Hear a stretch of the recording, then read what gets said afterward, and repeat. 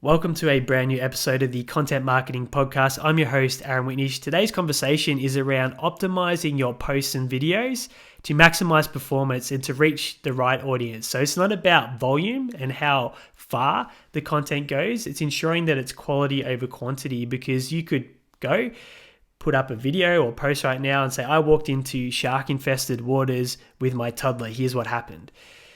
And unless you're in the entertainment sector, where you're going for that broad national, multinational audience, which I doubt would be the majority of people tuning in, you could reach a lot of people, but they might not be a fit for your subject matter of expertise or your niche. So this is about having 1% steps that you can follow every time you put a piece of content onto social media that gives it the best chance of reaching your audience. So we're going to talk about hashtags, posting times, and little adjustments you can make to content when you're putting it into the online sphere. And this won't be a long episode, but I encourage you to take notes, because if you do a couple of these things when you put your content up moving forward, it's going to give it a little edge when it comes to getting seen by your audience and the quality of that audience as well. So we will kick off with understanding that content is a time-heavy process in a lot of cases, especially if you're going down the authentic, original path rather than leveraging, say, an AI tool. So you put hours sometimes into creating a video, for example, and to not optimize it for your audience and give it a chance to perform, it kind of undoes those hours that you put into creating that piece of content. So the first place to start is hashtags, and we get the benefit of putting content out for dozens of businesses every single day of the week. So we get to see the impact of what happens when you use a lot of hashtags, not many hashtags, you use broad hashtags, you use niche hashtags, and so forth. And there's a lot of conflicting information if you research about the appropriate amount of hashtags, but I can tell you from experience and from verifying, and of course you can do your own research on this, but 3 to 5 as a rule of thumb is the optimal number for just about every social media platform. And when it comes to hashtags, you don't want to go broad, because there's millions of other people uploading content at any given point of time using the same hashtag. You don't want to go too narrow in that hashtag wouldn't show up to an audience or there wouldn't be many people following. It's getting a pool of go-to hashtags on your subject matter that you can apply to specific content pillars each time you create content in relation to that are in that sweet spot. They're not too broad, they're specific enough, but they're also not too narrow that no one would be following them. So there is a resource that I've shared before, and you can just Google best hashtags, and there's a site, and that can just be a springboard for getting a large group of hashtags that might be a fit for your niche, and just having them to the side in a notes section. And then when you create content, you can go, which of the hashtags on my list would be appropriate for this post, which 3 to 5. And for example, in a lot of the posts I put out, I use the content marketing hashtag, but there will be times if it's, say, a podcasting specific piece of content where I'll use podcast specific hashtags. So each content, I mix up the hashtags to make sure that what I'm using is relevant for what's in that piece of content, because what you want to happen is someone that is following or interested in that particular topic, they see content that relates. So there's a higher chance that they engage and consume that content and interact with it, which gives feedback to the algorithm that this content is trending and it's getting traction and people want to see it. So then they start showing it to more people. And that's how you ensure that the quality of the audience is higher than if you go for something that's broad and off topic. And like I said, at the end of the day, you'd much rather 10 of your target audience get value from a piece of content than thousands of people that wouldn't buy from you, wouldn't be a fit, or just wouldn't be interested. It's always about that quality over quantity. So that's step one, getting your big pool of hashtags and then using 3 to 5 on your posts and your videos on the relevant social media platforms that aren't too broad, that aren't too narrow, that are going to help it show up in the right places. So that's step number 1 for optimization. The second thing we're going to talk about is posting time. So putting content out when your audience is most active. And there's logic you can use behind this as to when you're most active on social media. Chances are a lot of your audience will be too. But most platforms will tell you.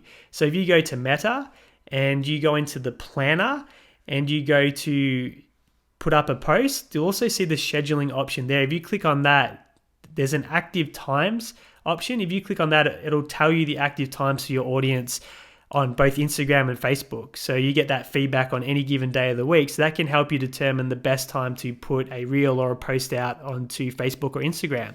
So you can leverage that. On YouTube, if you go to your channel and click on Manage Videos, there's an Analytics tab. If you click on that, there's an Audiences section to click on. If you scroll down, it'll say when your viewers are on YouTube.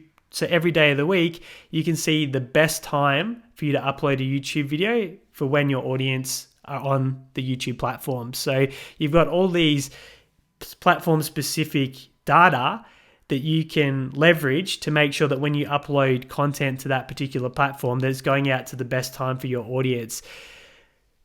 Generally speaking, a lot of the times that we see are best across all the different client accounts are those evening times. So sort of 6 all the way up to 10 p.m. at night, just as a general rule of thumb, if you're not sure where to start or you haven't been posting, you don't have data from the platforms. For example, my best time to post on YouTube is either 4 p.m. or 9 p.m. on different days of the week. And that's predominantly an Australian audience that watches my YouTube videos. On Facebook and Instagram, it's generally around that 7 p.m. to 8 p.m. But on LinkedIn, usually it's around 8 a.m. that my content performs best. So you can go do some research on Google and look for best posting times for specific industries and platforms. You can go into the platforms themselves and see what data they relay to you, or you can just use common sense and go, when does it make sense that someone would be sitting and scrolling on their phone and have time to actually interact and engage with content on social media? So we've talked about hashtags. So if you use the right hashtags and you post at times when your audience is most likely to be on the platform and have time to engage, you're doing 2 massive steps to optimize that content. We've shared the tools to research trending topics that might be of interest to your target audience. So we've got Google Trends, we've got the Keyword Planner, we've got vidIQ. So if you want to find topics that people will be looking for on social media and online, you can go to those tools and get a list. So you've got ideas that you can go to at any point in time, which again would be optimizing for what your target audience is actively searching for online, which is another step.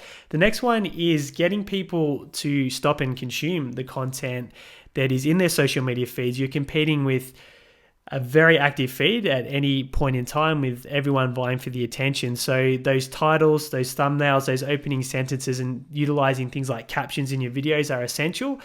When someone's scrolling, what do they read? What do they see? And is that going to make them stop? Is it going to be relevant to them? Is it going to get their attention? Are they going to want to open up? And then once they're reading it or they start watching it, are they going to want to watch it to the end? So if people are watching a video from start to finish, that's going to generally tell the algorithm to show it to a lot more people. It's going to perform exceptionally well. If people are stopping and spending more time on a post that's written, same deal. So these are the factors that we want to consider. We want to have a promise in a piece of content. We talk to a problem.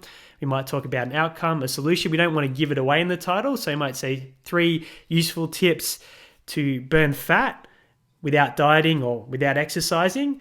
And then obviously add the value into that piece of content where you share the 3 useful tips. So people, one, get hooked in, they want to consume that piece of content, but then they get the value and also get the positioning of you as the subject matter expert that gave them that piece of value. And another step you can do to optimize performance is to ask for engagement. So ask people to comment below, ask them to like or share it. Always give 1 CTA. If you give too many directions, people tend to not do any of them.